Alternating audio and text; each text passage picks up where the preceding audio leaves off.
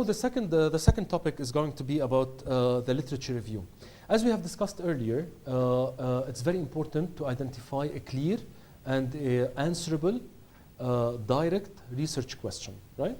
But before you go ahead and start writing a proposal and applying for funding and submitting papers and so on and so forth and planning for your study, you have to see what has been found in the literature, right?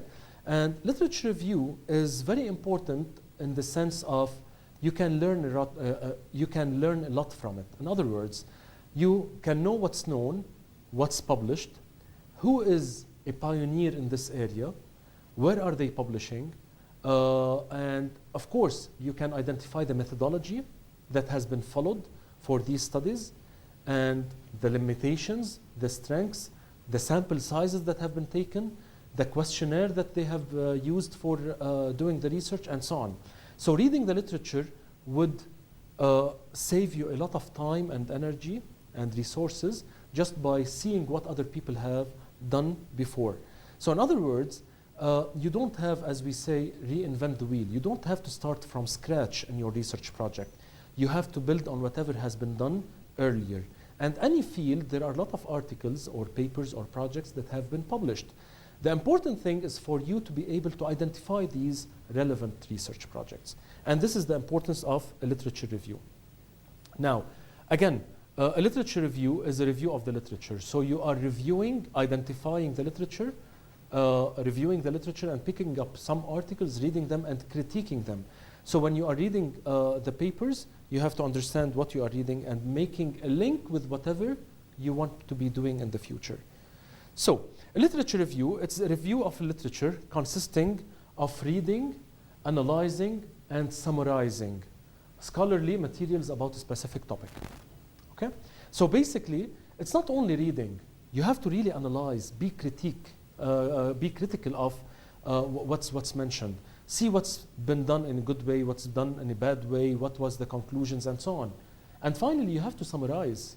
It's not only analyzing and critiquing and reading. You have to make a summary. Why? Because eventually you'll be reading maybe 10, 15, 20 articles in the same field. You have to make a summary of each one of those. Because those 20 research projects are not going to have the same conclusion. One might have a positive conclusion, one might have a negative conclusion. One might have a big sample size, another one might have a small sample size. One might be done in the States, another one might be done in China. So the thing is, you have to make a summary so that whenever you finish reading the relevant articles, you'll be able to put them together and make a bigger picture of the articles you read.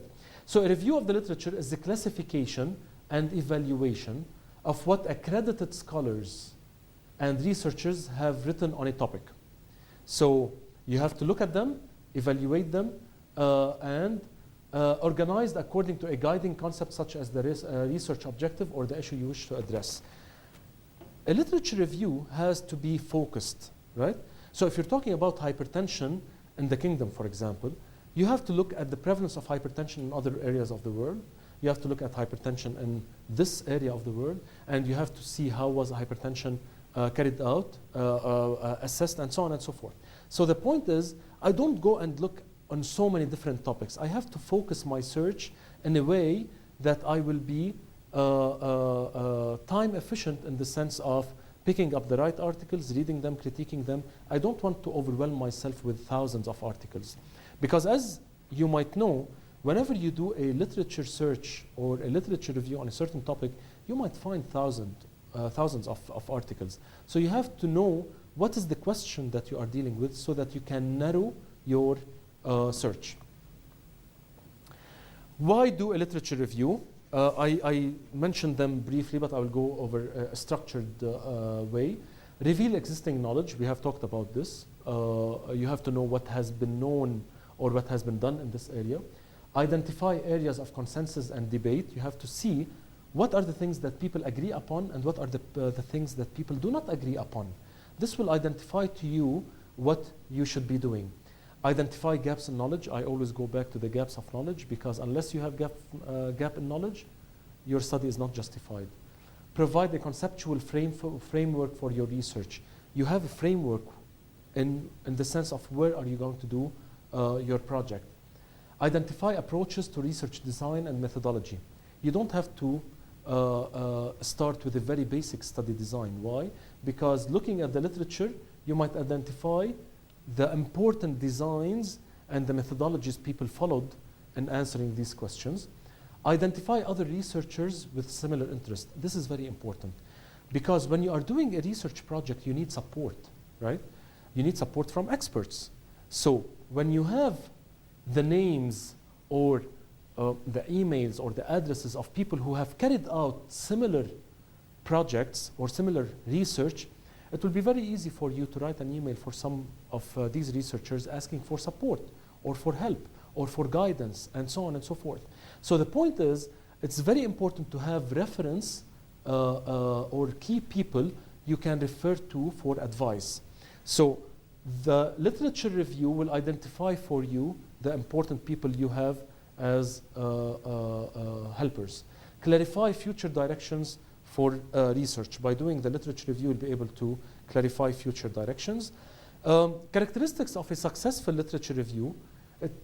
Searching, you should be able to search effectively. You have to be able to assess the importance of the paper that you read, and you have to be able to integrate. So you remember when we said summarizing? You have to be able to summarize and integrate the findings of a certain paper into your thoughts and so on and so forth. So what do you mean by searching? Finding the related articles.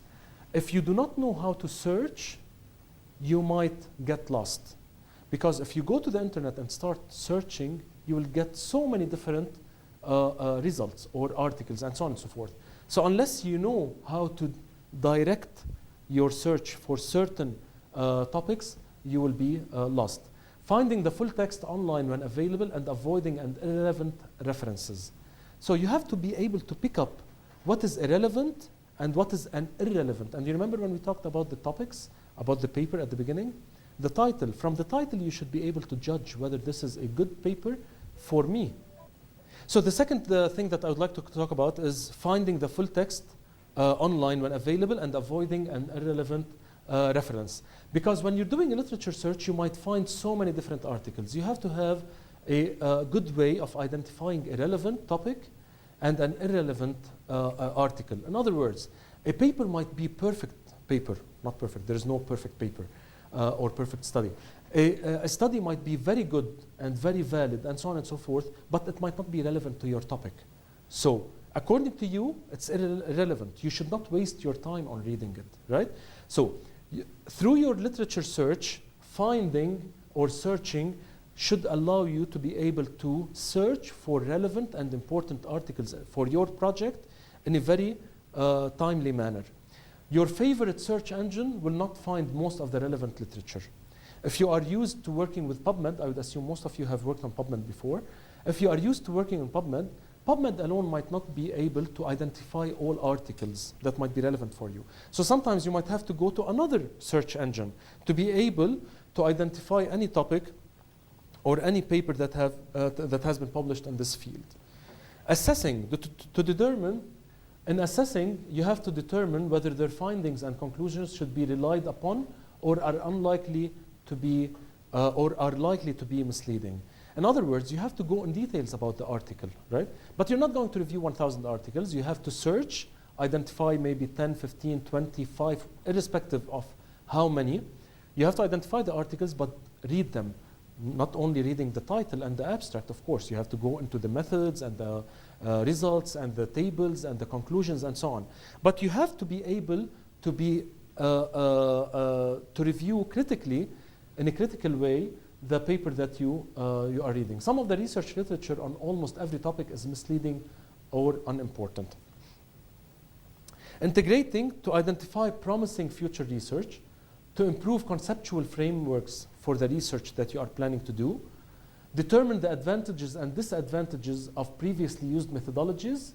And this isn't easy because the available studies usually exhibit apparent contradictions. And this is what I mentioned. Not all studies will give you same results or same conclusions. You have a lot of contradictions, and you have to be able to integrate or pick up the important relevant information and integrate it in whatever you are planning to do. Electronic databases of technologies provide advanced search technology and databases to institutions and individuals all over the world. So now if you open the internet, you'll be able to search or to access so many electronic databases. These are few of them. For example, the Medline or PubMed. It's the most frequently used search engine. EMBase, Cochrane databases and systematic reviews. This is a database that's specific for systematic reviews. And for those who do not know what systematic review, I will mention it in the study designs.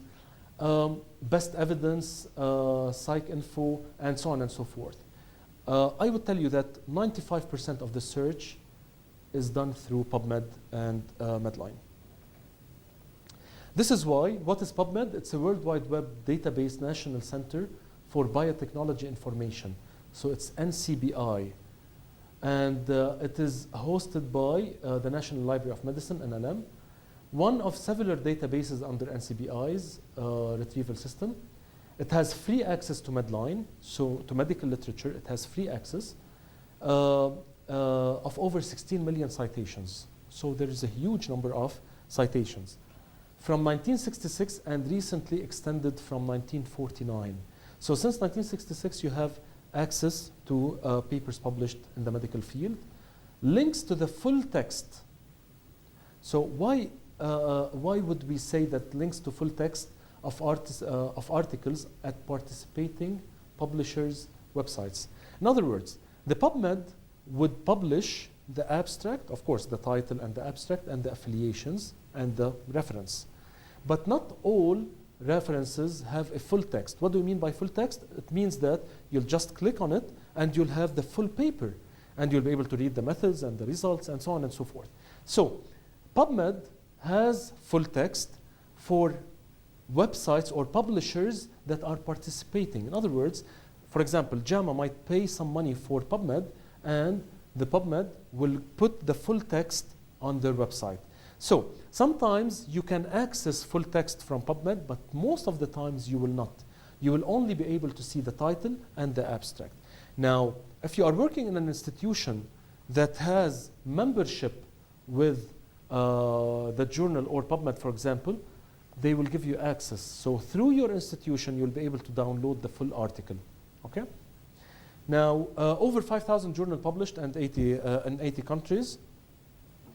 I will move to something that will identify your literature review. So you might tell me, if I'm doing a literature review, what are the things that I should look for? I would tell you there's a question that's called PICO.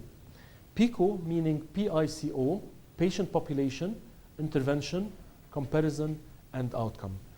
Now, in literature review, you have to have keywords, right? So you might be looking for a keyword, hypertension, for example, right? Or you might be looking for something in Saudi Arabia. So Saudi Arabia is a keyword. Elderly might be a keyword.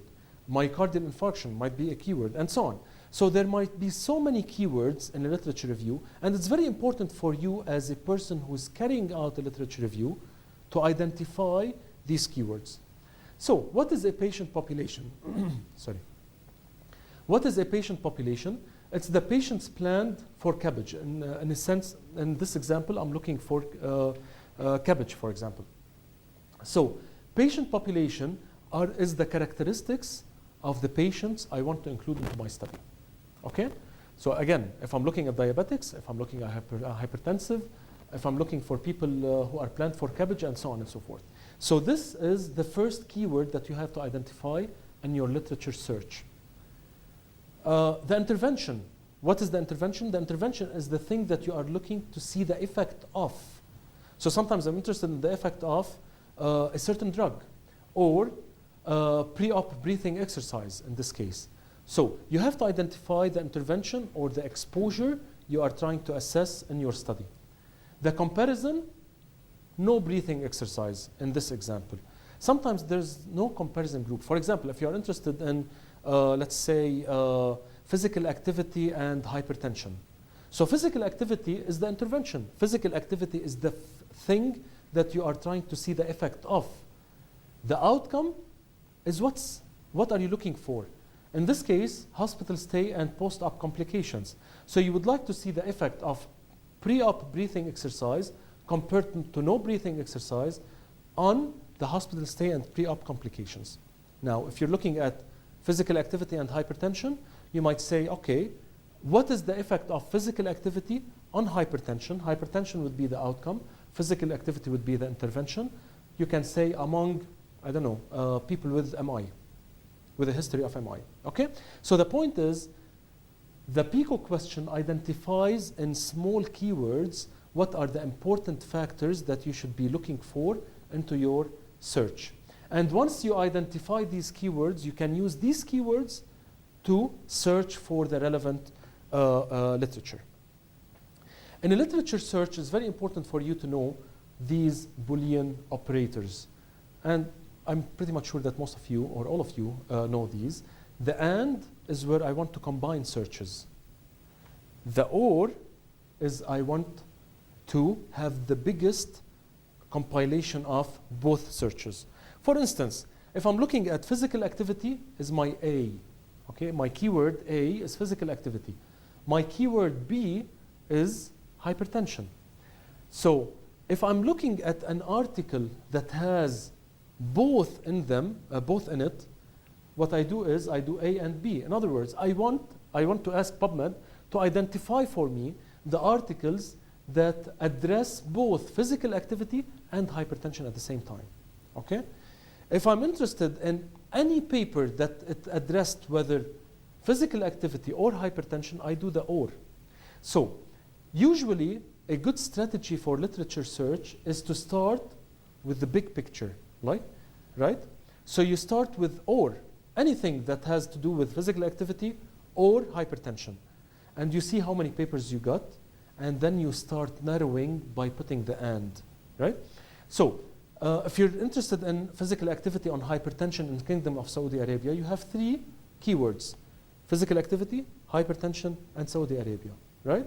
So you can play with the operators to see how many articles I have which address physical activity and hypertension and Saudi Arabia by doing the and, okay? And so on and so forth. So this is a strategy that you should be using. I'm pretty much sure that most of you have gone into PubMed, but again, this is an outline of the PubMed, although recently they changed the layout for PubMed, but this highlights the important features of a PubMed search. So in a PubMed search, it's like any other website. It is www.ncbi.nlm.nih, which is the National Institutes of Health in the States, .gov for government. Now, PubMed, PubMed has basically a search place. So you can put a keyword here, and you click on Go, and it will identify to you any paper that has been published that meets this keyword, right? You can specify whether this keyword is in the title or in the abstract or in the body of the paper, but the point is you can ask the PubMed to identify any article that includes